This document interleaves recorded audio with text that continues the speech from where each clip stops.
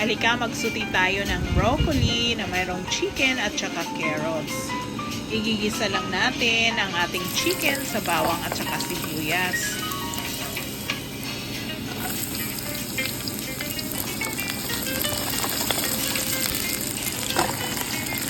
Haluin lang ito.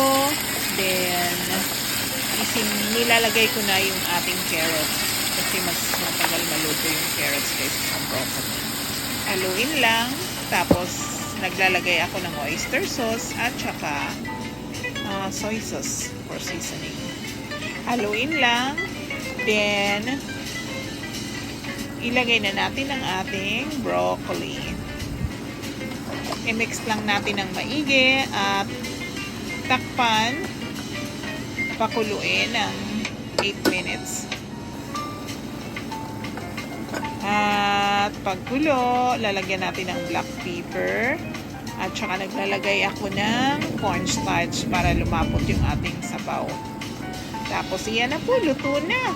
Ganun lang kadali ang pagluto ng broccoli. Napakasarap niya at masustansya. Salamat sa panunood.